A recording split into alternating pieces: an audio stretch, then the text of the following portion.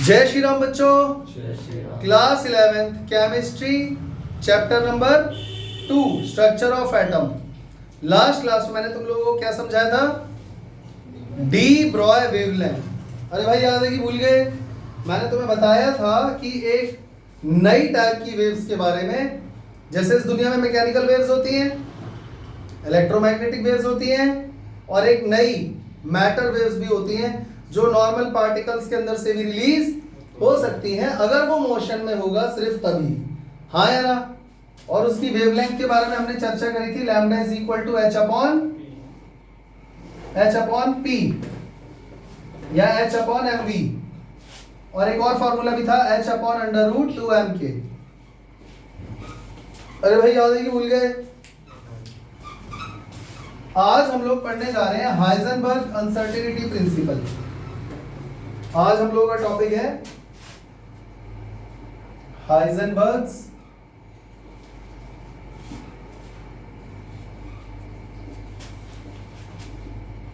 Uncertainty principle. क्या कह रहे हैं हाइजेनबर्ग इसके अकॉर्डिंग? 1927 में हाइजेनबर्ग ने अपनी एक थ्योरी पुट फॉरवर्ड करी, एक प्रिंसिपल दिया, जिसमें उन्होंने ये बताया कि ये जो सब एटॉमिक पार्टिकल हैं उनकी एग्जैक्ट पोजीशन या वेलोसिटी हम नहीं बता सकते। जो भी मैं बोल रहा हूं उसको ध्यान से सुनते जाओ और अपने दिमाग में उतारते जाओ, क्योंकि डेफिनेशन तो एक लाइन है, वो मैं यहाँ पे लिख दूंगा जब मेरा मन करेगा, पर अभी पहले समझ लो अच्छे से। बच्चों, लाइट के जो पार्टिकल्स हैं जिन्हें हम फोटोन बोलते हैं, उनको तुम क्या बोलोगे? पार्टिकल या वेव? दोनों ही है, दोनों ही है। पिछली कई क्लासों में हम चर्चा करते हुए आ रहे हैं। लेकिन जो प्रॉपर पार्टिकल्स हैं, जैसे ये है, इसको क्या बोलोगे? पार्टिकल या वेव? अब तक ये हमें पार्टिकल लग रहा था, लेकिन अब हमें पता चला लास्ट क्लास में डी ब्रॉय ने बताया कि जब ये मोशन में होगा तो इसके अंदर से वेव्स एमिट होंगी, और वो इलेक्ट्रोमैग्नेटिक वेव्स नहीं है, मैटर वेव्स है। हाँ या ना? यानी ये पार्टिकल नहीं है, ये वेव भी है। पार्टिकल और वेव दोनों है। रेस्ट पर है तो पार्टिकल है, मोशन में है तो पार्टिकल और वेव दोनों की तरह वेव कर रहा है। हाँ या ना? वो अलग बात है कि ये जो हमारा मैक्रोस्कोपिक वर्ल्ड है, जहाँ ये बड़ी बड़ी चीजें नजर आ रही है, मार्कर, पेन, यहाँ पर तो ये पार्टिकल ही एग्जिस्ट करेगा। लेकिन जो सब एटॉमिक पार्टिकल्स हैं, जिन्हें हम पार्टिकल समझते आए थे आज तक, वो पार्टिकल और वेव दोनों की तरह बिहेव कर रहे हैं। हाँ या ना? ये जो लैम्डा का फॉर्मूला हमने जब इलेक्ट्रॉन में लगाया था, तो मैटर वेव्स की वेवलेंथ एंगस्ट्रॉम की रेंज में आई थी। हाँ या ना? और इससे पता चलता है कि इलेक्ट्रॉन्स भी वेव्स, मैटर वेव्स एमिट कर रहे हैं। अब आप क्या बोलोगे इलेक्ट्रॉन को? पार्टिकल है या वेव है? दोनों ही है, दोनों ही है। तो अब मुझे ये बताओ कि अगर आपको पता चल चुका है कि इलेक्ट्रॉन पार्टिकल और वेव दोनों है, तो हम ये भी जानते हैं कि इलेक्ट्रॉन एटम के अंदर होता है, और चैप्टर का नाम है स्ट्रक्चर ऑफ एटम। हम एटम का स्ट्रक्चर स्टडी कर रहे हैं। तो अब मुझे ये बताओ कि एटम के अंदर इलेक्ट्रॉन फिर है कहां?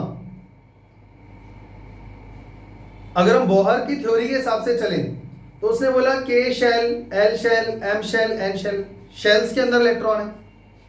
अगर शेल्स में इलेक्ट्रॉन घूम रहे हैं तो इलेक्ट्रॉन पार्टिकल मानोगे तभी तो घूमते हुए दिखेंगे, पर वो तो वेव है। इलेक्ट्रॉन खुद एक पार्टिकल नहीं है बल्कि वेव है, क्योंकि वो वेव नेचर भी शो कर रहा है। तो अब इलेक्ट्रॉन को आप कहां ढूंढोगे? तो हाइजेनबर्ग ने ये बताया कि जितने भी ये सब एटॉमिक पार्टिकल्स हैं, वो उनकी एग्जैक्ट पोजीशन और वेलोसिटी फाइंड करना असंभव है, पॉसिबल नहीं है। बात समझ में आ गई? जैसे एक छोटा सा एग्जांपल देता हूं। ये एक रोड है, इस पर ये गाड़ी खड़ी हुई है।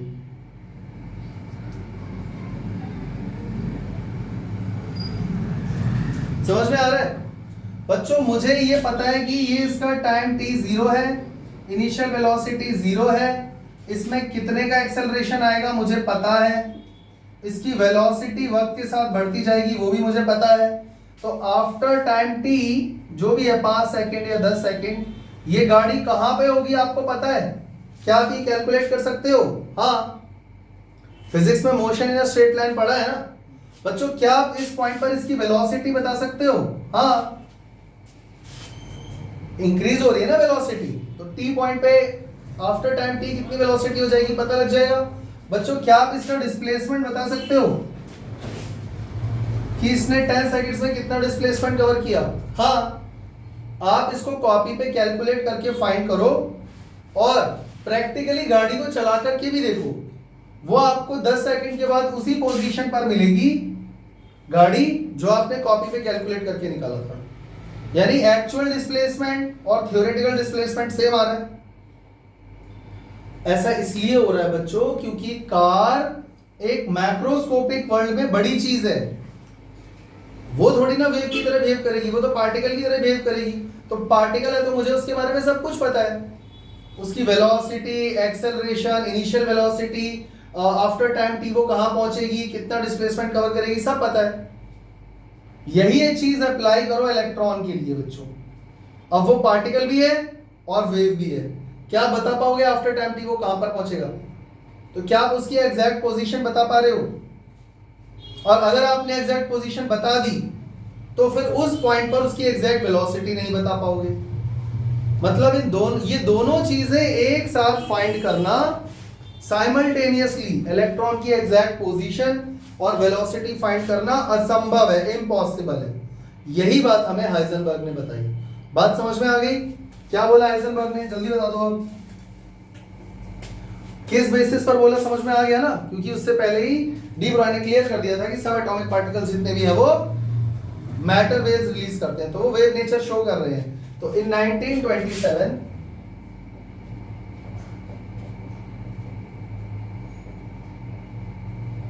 Heisenberg states that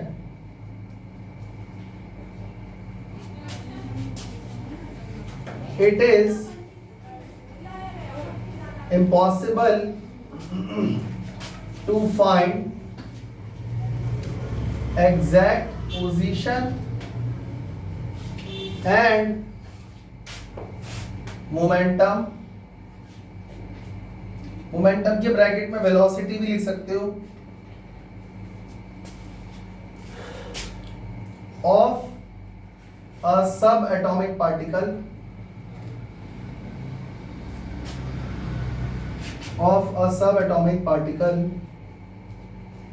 मतलब कि electron simultaneously and accurately in an atom। अलग अलग बुक में अलग अलग लैंग्वेज यूज हो सकती है, पर बात यही है कि एटम के अंदर इलेक्ट्रॉन की एग्जैक्ट पोजीशन और एग्जैक्ट वेलोसिटी फाइंड करना साइमल्टेनियसली, एक साथ बताना असंभव है।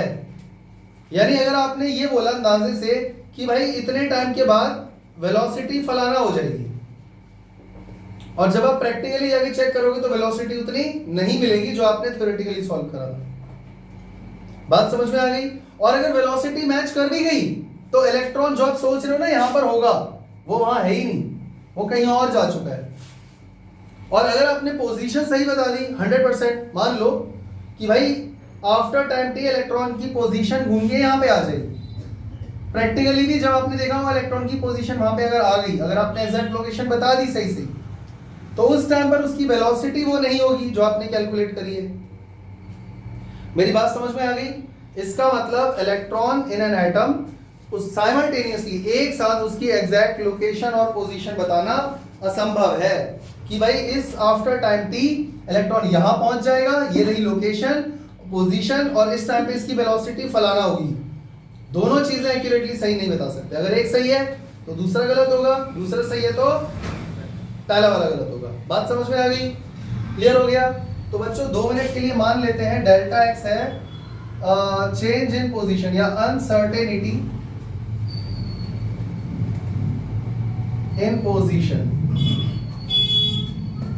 अच्छा एक बार पढ़ लो। It is impossible to find exact position and momentum of a sub atomic particle simultaneously and accurately in an atom.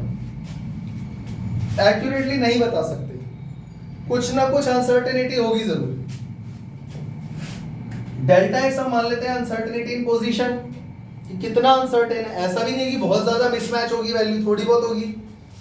और बच्चों डेल्टा पी को हम मान लेते हैं अनसर्टेनिटी इन मोमेंटम।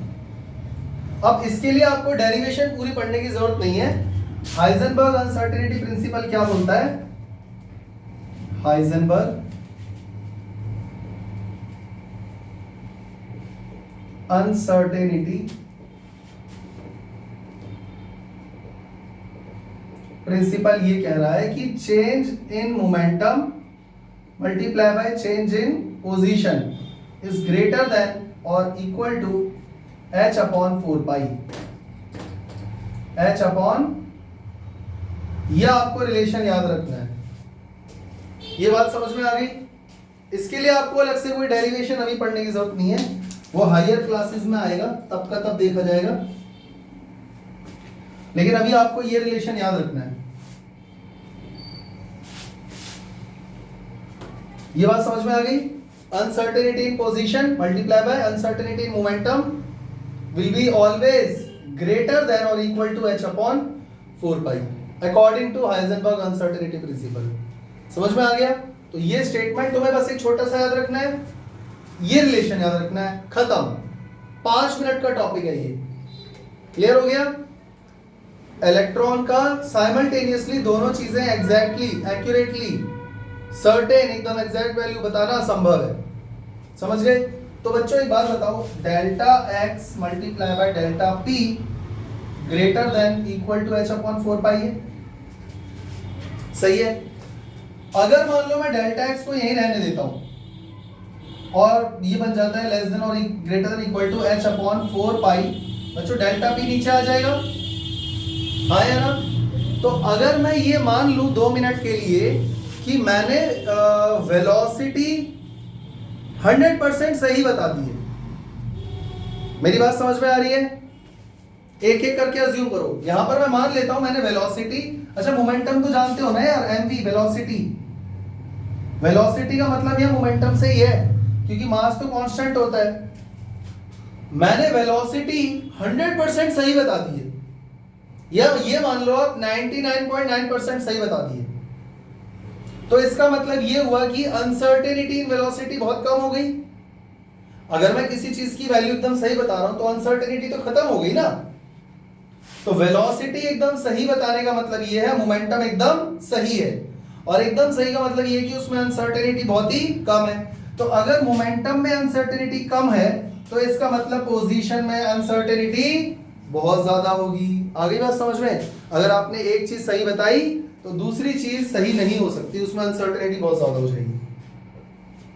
और बच्चों अगर मान लो यहां पर मैं डेल्टा पी को यही रहने दूं, greater than equal to h upon 4 pi delta X कर दूं, तो अब हम ये मान लेते हैं कि हमने अपनी कैलकुलेशन के हिसाब से इलेक्ट्रॉन की एग्जैक्ट लोकेशन या पोजीशन बता दी कि भाई आफ्टर टाइम टी इलेक्ट्रॉन इस पोजीशन पे होगा फलाना, और एकदम सही 100% 99.9% मैंने एकदम सही पोजीशन बता दी।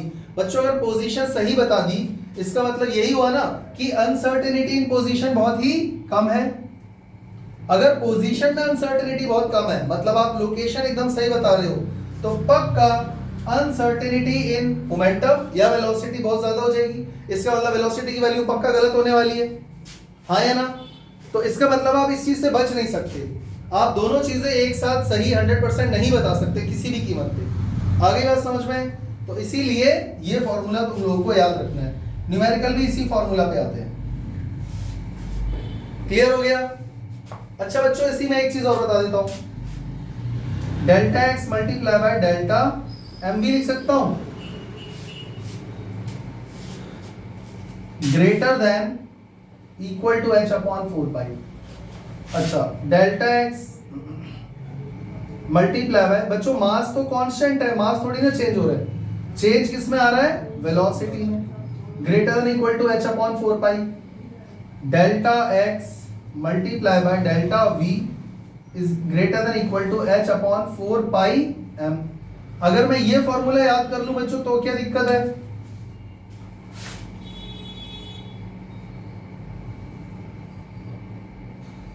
आगे समझ में, आगे समझ में, मतलब अगर आप ये याद करते हो तो यहाँ चेंज इन पोजीशन या uncertainty in position multiply by uncertainty in momentum है। मोमेंटम का फॉर्मूला एक्सपैंड करोगे तो मास नीचे चला जाएगा। तो delta X multiply by delta V greater than equal to H upon 4 pi हो जाएगा। समझ में आ गया? पक्का? चले आगे। अच्छा, इस स्टेटमेंट से क्या पता लगता है? It is clear from this relation, it is clear from this relation that exact position and velocity cannot be found simultaneously and accurately। Simultaneously मतलब एक ही समय पर दोनों चीजें सही होनी चाहिए, और एक्यूरेटली मतलब 100% सही होनी चाहिए, और ये इम्पॉसिबल है। समझ में आ गया? कोई दिक्कत? चलें आगे बच्चों। अगर इस टॉपिक में किसी भी बच्चे को कोई भी प्रॉब्लम है तो पूछ सकता है। हाइजेनबर्ग अनसर्टेनिटी प्रिंसिपल और डी ब्रॉय वेवलेंथ जो हमने लास्ट क्लास में पढ़ा था, को और बेहतर तरीके से समझने के लिए हम उससे रिलेटेड कुछ क्वेश्चंस करने जा रहे हैं। ठीक है बच्चों, करें शुरू? बोलिए question number 1। Tennis ball of mass, a ball of mass 6 into 10 power -2 kg -2 kg आगे is moving with a speed of 62 meter per second. is moving with a speed of 62 meter per second. 62 meter per second। Calculate the wavelength. Calculate the wavelength associated with this moving tennis ball. associated with this moving ball. ball। और कुछ दिया हुआ है?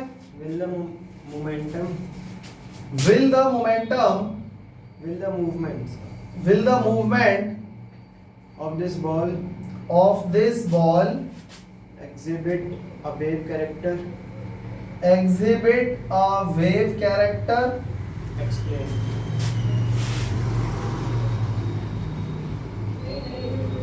explain। और h की value given. h की value तो पता ही है हम लोगों को। बच्चों क्वेश्चन में जितना भी कांस्टेंट वाला डाटा दिया रहता है ना, आप उसके सहारे कभी मत जीना, नहीं तो आपको आदत पड़ जाएगी कि दिया रहता है क्वेश्चन में, और कोई ऐसा क्वेश्चन आ गया जिसमें कांस्टेंट की वैल्यू नहीं दी होगी, तब क्या करोगे? इसलिए आपको पता होना चाहिए। करें शुरू? बच्चों साफ साफ दिख रहा है ये क्वेश्चन कौन से टॉपिक का है? डी ब्रॉय वेवलेंथ का है। चेक करो जरा क्या क्या दिया हुआ है। हमें मास दिया हुआ है बॉल का कितना? 6 into 10 power -2 kg। और भी अच्छी बात है केजी में दिया हुआ है, हमें सारा डाटा स्टैंडर्ड यूनिट में ही तो चाहिए। अगर ये केजी में नहीं होता तो हम इसको जबरदस्ती केजी में लेकर आते। बच्चों वेलोसिटी कितनी दी हुई है? 62 मीटर पर सेकंड, ये भी ऐसा यूनिट में है, बहुत अच्छी बात है। हमें फाइंड करना है कि इस बॉल से, क्योंकि ये मोशन में है, क्या इसके अंदर से वेव्स एग्जिबिट कर रही होंगी? हाँ, कौन सी वेव्स? Matter waves. तो according to de Broglie wavelength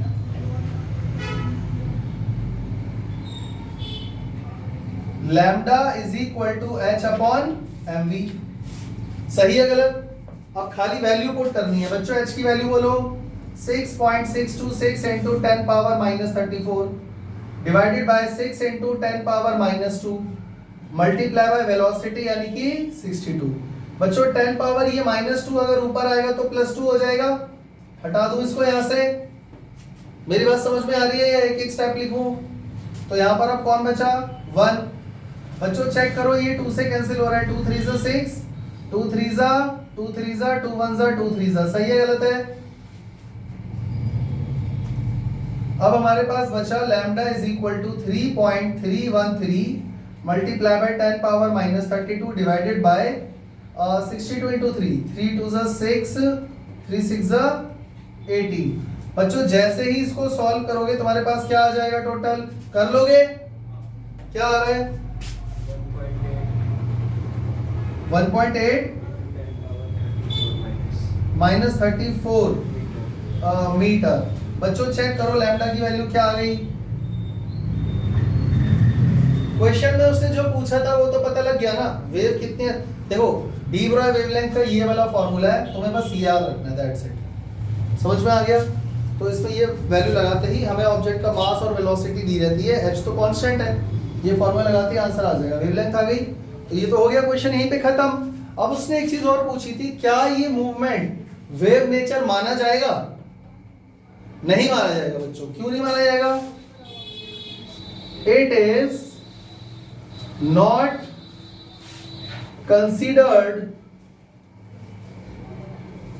as a wave nature। मतलब बॉल का जो मूवमेंट है वो वेव नेचर शो नहीं कर रहा है। उसका रीजन क्या है बच्चों? क्योंकि बिकॉज इट्स वेवलेंथ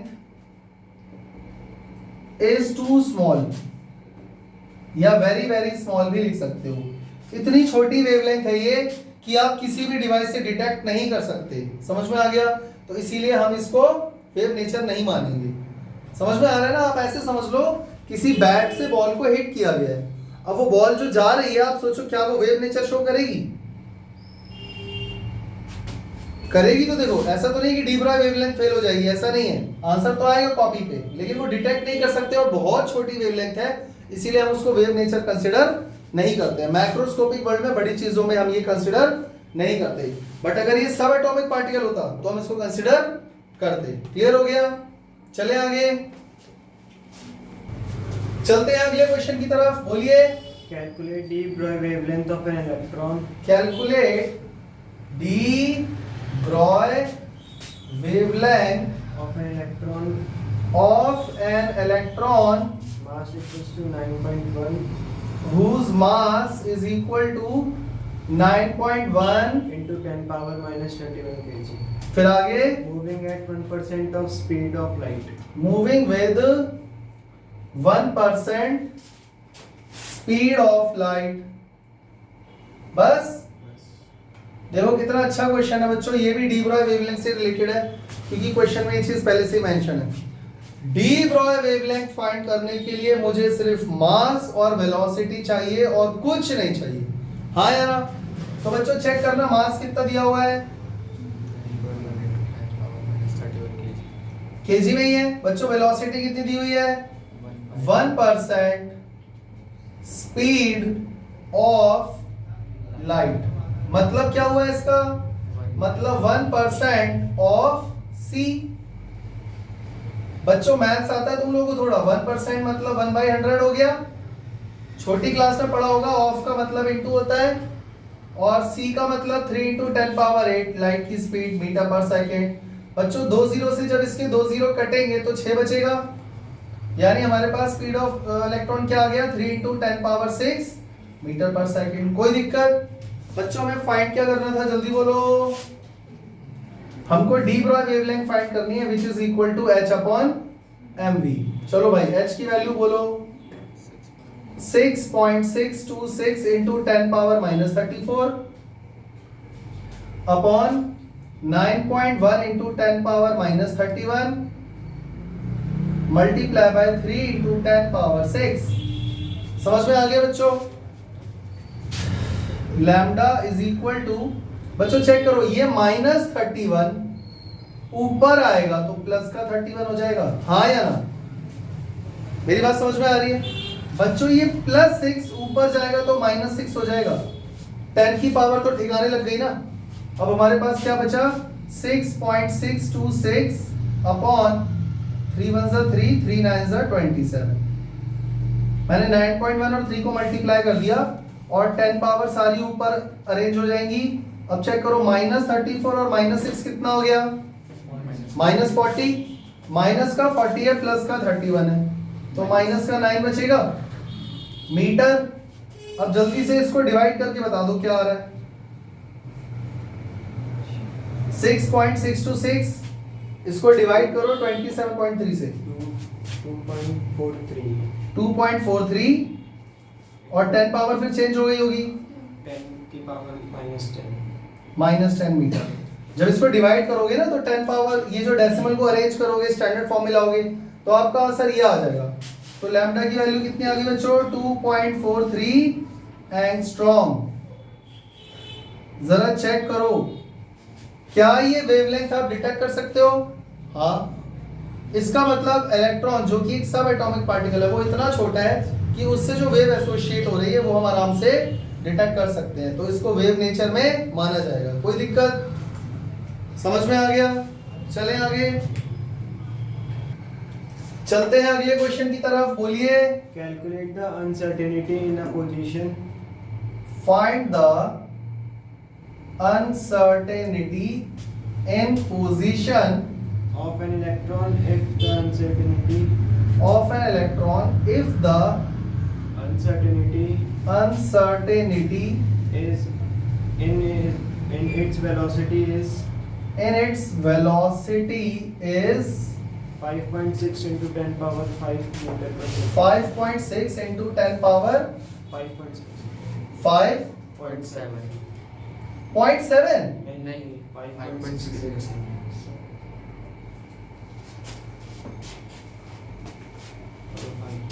10 पावर 5 ही रहेगा ना।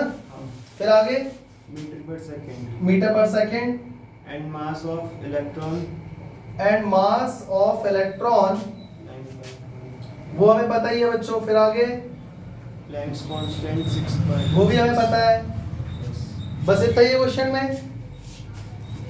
बच्चों पहले बताओ कौन से टॉपिक का क्वेश्चन है ये?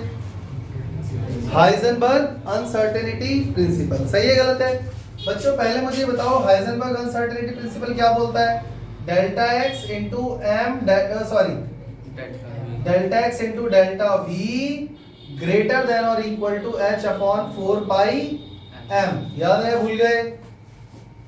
अब चेक करो हमें क्या क्या गिवन है। इसको इक्वेशन 1 मान लो। Uncertainty in position, find the uncertainty in position, मतलब ये मुझे फाइंड करना है। और uncertainty in its velocity is this, और डेल्टा वी की वैल्यू कितनी दी हुई है? 5.7 into 10 पावर 5। हाँ या ना? तो बस सारी वैल्यूज इस फॉर्मूले में पुट कर दो, आपके पास आंसर आ जाएगा। यानी डेल्टा एक्स फाइंड अगर आपको करना है तो ये हो जाएगा आपके पास h upon 4 pi m into delta we. सही है गलत है? अगर आपको डेल्टा एक्स फाइंड करना है डेल्टा वी को नीचे भेजो। दूसरी बात बच्चों, ये ग्रेटर देन और इक्वल टू के साइन के साथ आप सॉल्व कर लोगे? नहीं कर पाओगे, तो यहां पर आप इसको क्या कर देना? इक्वल टू कर देना। ग्रेटर देन और इक्वल टू, ग्रेटर देन और इक्वल टू, तो मैथ्स में सॉल्व तो इक्वालिटी लेके ही करोगे ना। तो अब इसको बस वैल्यू पुट कर दो। तो डेल्टा एक्स 6.626 into 10 पावर -34, 4 पाई की वैल्यू 3.14, m की वैल्यू 9.1 into 10 पावर -31 और v की वैल्यू कितनी है? 5.7 into 10 पावर 5। देखो भाई पहले 10 पावर देखो, ये -31 ऊपर आएगा, +31 हो जाएगा, -5 ऊपर जाएगा, माइनस प्लस 5 है, प्लस का -5 होगा ना।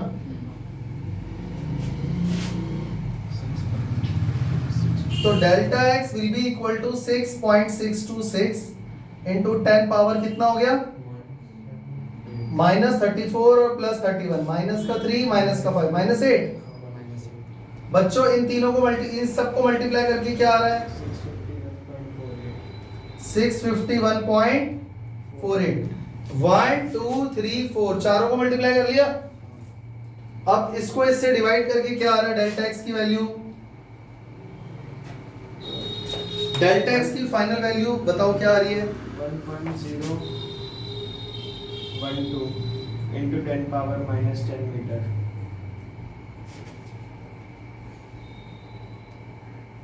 ये हमारे पास आ जाएगी अनसर्टेनिटी इन पोजीशन। समझ गए बच्चों? देखो ये कैलकुलेशन कोई बहुत मुश्किल नहीं है, पहले मैं आपको बता देता हूँ। देखो ये तो मैं यहाँ पर क्या कर रहा हूँ कि आंसर हमारे पास है, मैं उठा के वहां से लिख दे रहा हूँ, क्योंकि यहाँ पे मल्टीप्लाई इंटू इंटू डिवाइड करूंगा, आप लोगों का टाइम वेस्ट होगा। मुझे लगता है इतनी बेसिक कैलकुलेशन आप कर सकते हो। देखो कुछ भी नहीं है, पहले 10 पावर सारे हटा दो, एक साइड ये आ गया। अब एक बात बताओ, 4 का मल्टीप्लाई 9.1 से और फिर इससे आराम से हो जाएगा। डिनोमिनेटर में कुछ तो आ जाएगा, उसके बाद नॉर्मल डिवाइड ही तो करना है। लेकिन अगर आपको इसको और थोड़ा आसान बनाना है तो मैं आपकी हेल्प कर देता हूं। जैसे हमारे पास 6.626 है और डिनोमिनेटर में कौन है चेक करो, 4 इंटू 3.14 इंटू 9.1 इंटू में 5.7, यही है ना। इससे बिल्कुल डरने की जरूरत नहीं है बच्चों। देखो अगर मैं ये डेसिमल यहां से हटा दूं, ऊपर एक 10 आ जाएगा, ये डेसिमल हटा दूं, ऊपर एक 10 आ जाएगा। एक प्लेस के बाद डेसिमल हटाते हैं 10 आ जाता है, क्लियर है बच्चों। यहाँ दो प्लेस के बाद डेसिमल हटाऊंगा तो कितना आ जाएगा 100, और यहाँ पे कितनी प्लेस के बाद डेसिमल है 3, तो नीचे भी क्या आ जाएगा 1000। यहां तक कोई दिक्कत।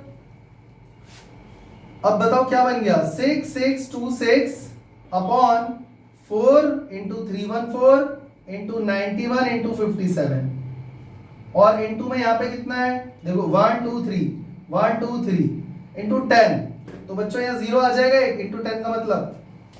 अब कर लोगे मल्टीप्लाई, और जो मल्टीप्लाई करके आएगा उसी से इसको डिवाइड कर देना, और हो सकता है जो कट रहा है तो काट दो।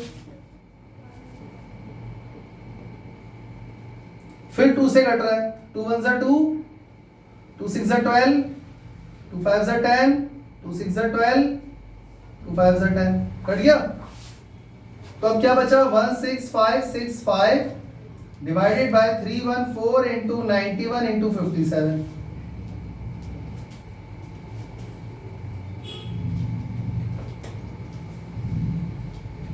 अब चेक कर लो, क्या पता ये 7 से कट रहा हो और ये 7 से कट रहा है, क्या पता ये 13 से और ये 13 से कट रहा हो। और अगर ज्यादा दिमाग नहीं लगाना है तो मल्टीप्लाई करो, डिवाइड करो, खत्म करो। समझ में आ गया इतना तो देखो लास्ट के स्टेप में एक बड़ा मल्टीप्लाई डिवाइड तो बनता है, समझ में आ गया ना। तो इसमें कोई बहुत बड़ी ऐसे रॉकेट साइंस वाली कैलकुलेशन नहीं है, अगर आप चाहो तो कर सकते हो, ठीक है। चलें आगे, चलते हैं अगले क्वेश्चन की तरफ। क्वेश्चन नंबर 4 बोलिए। Calculate the uncertainty in the velocity of a Calculate the uncertainty in velocity of wagon of mass 2000 kg 2000 kg whose position is known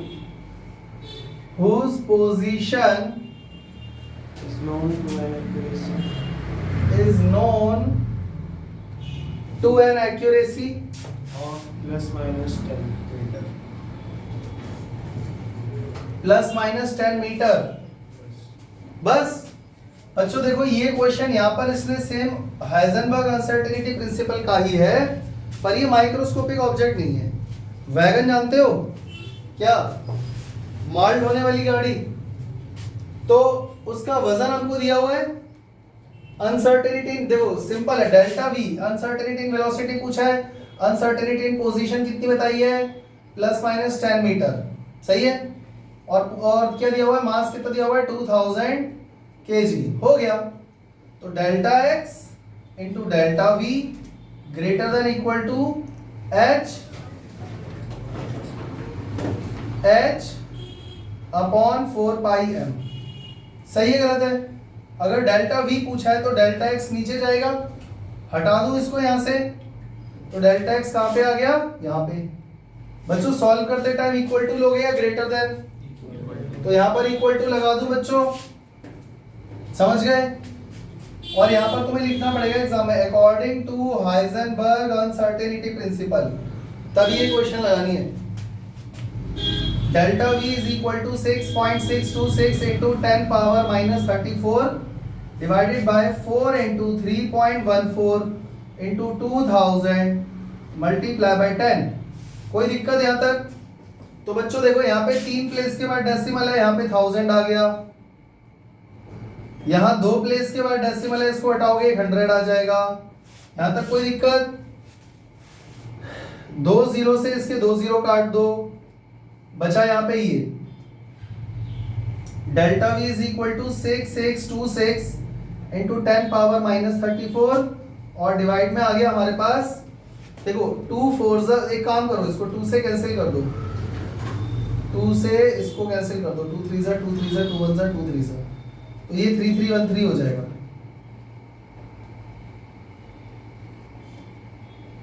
2 2 into 314 into 2 into बच्चों देखो 3 जीरो ये रहे और एक ये रहा, 10 पावर 4 हो जाएगा। 10 पावर 4 ऊपर जाएगा तो कैसा हो जाएगा?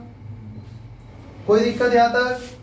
बच्चों ये 3313 को अगर मैं 3314 कर दूं, कोई दिक्कत? मेरी बात समझ में आ रही है? अगर बिना कैलकुलेटर के कर रहे हो तो थोड़ा बहुत तो करना पड़ेगा। तो 2 से कैंसिल करो, 2 1 जा 2, 1 बचा, 2 6 जा 12, 1 बचा, 2 5 जा 10, 2 7 जा 40। अब ये 1657 देखो पहले एक नंबर बड़ा किया था, अब एक थोड़ा सा छोटा कर दूं तो delta V is equal to आ जाएगा 1656 इंटू 10 पावर -34 और -4 मिला के -38 हो जाएगा। अपॉन में आ जाएगा 314 इंटू 2, 314 इंटू 2, फिर 2 से कैंसिल करो, 2 8 जा 16, 2 2 जा 4, 2 8 जा 16। तो डेल्टा V की वैल्यू कितनी आ गई जल्दी बोलो? 828 अपॉन 314 मल्टीप्लाई बाय 10 पावर -38, फिर 2 से कैंसिल करो, 2 1 जा 2, 2 5 जा 10, 2 7 जा 40, 2 4 जा 2 1 जा 2 4 जा। बच्चों मुझे ये बता दो दुनिया में कौन सा ऐसा बच्चा है जो ये वाला डिवाइड भी नहीं कर सकता? करो और बताओ क्या आ रहा है? 2.63 इंटू 10 पावर -38 मीटर पर सेकेंड और आंसर मैच करा लो। हो रहा है मैच? -39 होगा -39 आ रहा है। वहाँ पे एक ये एक बार मुझे एक बार डिवाइड करके बताओ क्या आ रहा है? 2.63 और इनटू में 10 पावर फाइनल आंसर। वहाँ पे एक नहीं दिया था। अच्छा ये वाला जीरो, अरे ये तो हमने काउंट ही नहीं करा ना, हमने 1 2 3 4 4 जीरो लिए ना, और ये -4 हो गया, एक जीरो नीचे और भी तो है ना ये वाला। तो जब एक और 10 से डिवाइड करोगे तो ये -39 हो जाएगा। समझ गए ना? हम लोग सही कर रहे हैं। देखो यहां पर हमने ये वाला जीरो कंसीडर ही नहीं करा। 1 2 3 4 ये 4 जीरो -4 यहां लगा दिया, तो ये जीरो मैंने अभी अभी यहां लगाया। समझ में आ रहा है? तो मतलब कुल मिला के आप हमेशा से ही 10 से डिवाइड करते हुए आ रहे थे, तो जैसे ही डिवाइड करोगे 10 पावर -39 हो जाएगा। इसी को चेक कर लो क्या बन गया ये 10 पावर -39। इसीलिए 10 पावर को पहले ही साइड कर दो, फिर अपना सॉल्व करते रहो, आंसर आ जाएगा। समझ में आ गया? मैं क्या करता हूँ जनरली, मैं इसके बाद आप लोगों से आंसर पूछ लेता हूँ, लिख देता हूँ ताकि टाइम बचे, वरना मैं तुम्हें ये समझाना चाह रहा हूँ कैलकुलेशन करके भी कोई बहुत ज्यादा ऐसा कुछ नहीं है कि बहुत ज्यादा कुछ बड़ा हो जाएगा। क्लियर हो गया? चले आगे चलते हैं अगले क्वेश्चन की तरफ। क्वेश्चन नंबर 5 बोलिए।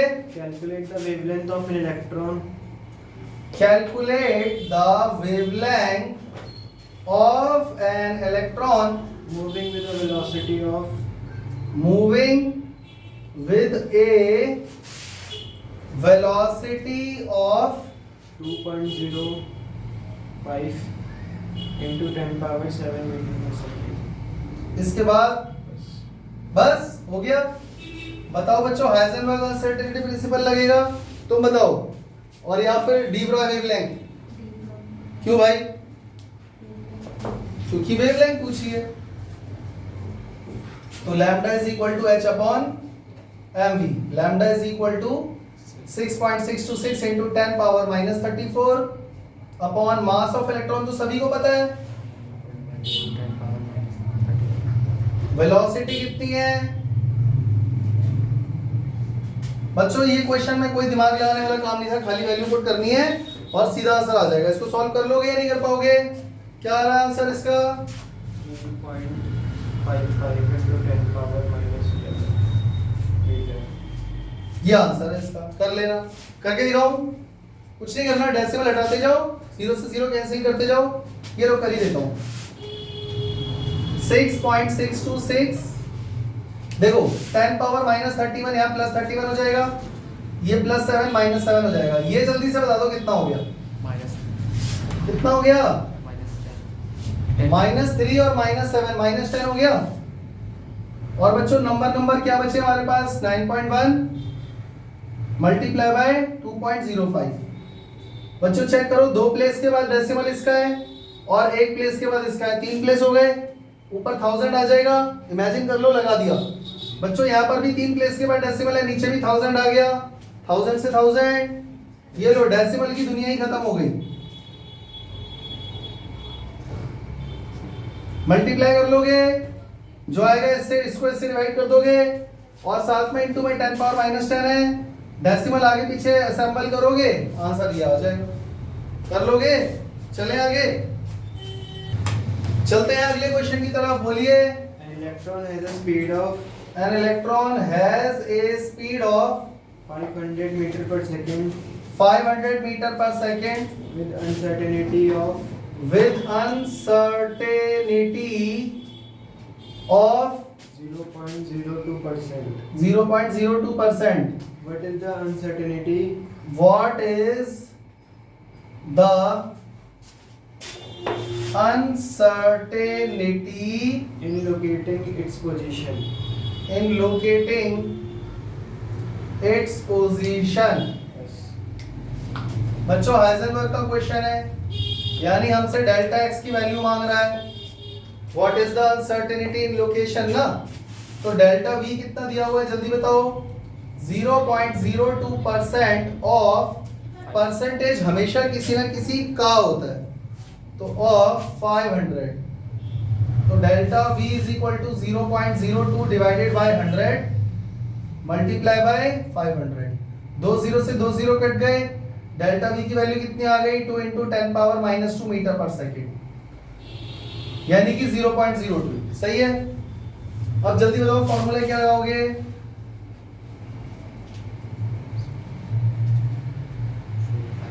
सही है गलत?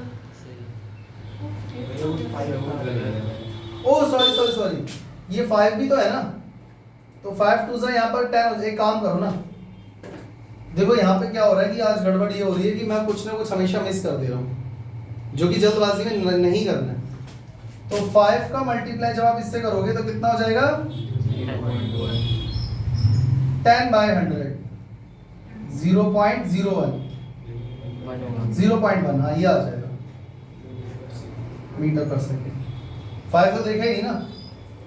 अब यहाँ पर वैल्यू पुट करो बच्चों, डेल्टा एक्स अगर आपको फाइंड करना है तो ये हो जाएगा h/4πm इंटू डेल्टा वी। तो delta X will be equal to h की वैल्यू कितनी हो गई,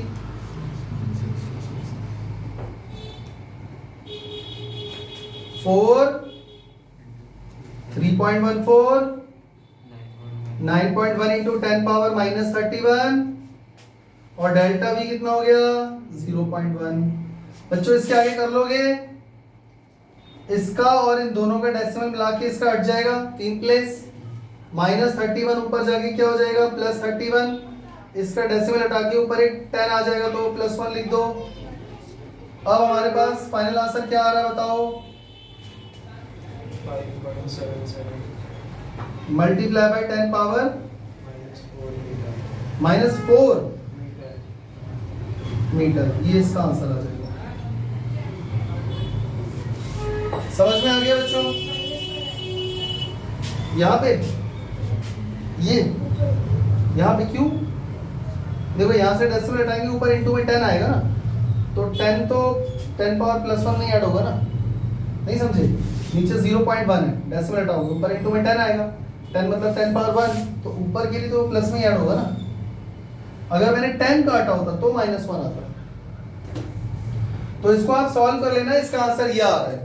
ठीक है, तो मुझे लगता है आज के लिए इतने क्वेश्चन काफी हैं, जिससे देखो काफी तो कभी कुछ नहीं होता है, क्वेश्चन कितने भी कर लो वो कमी ही कहलाएंगे। और बुक्स में देखो मॉडर्न एबीसी के अंदर क्वेश्चंस की कोई कमी नहीं है, बहुत सारे सॉल्व क्वेश्चन है और बहुत सारे अनसॉल्व भी है प्रैक्टिस प्रॉब्लम, तो वो सारे आप लोगों को करने हैं। ये बस मैंने आपको एक आइडिया दे दिया कि इस तरीके से सॉल्व करते हैं। समझ में आ गया? कोई दिक्कत? मिलते हैं अगली क्लास में, तब तक के लिए जय हिंद, जय श्री राम।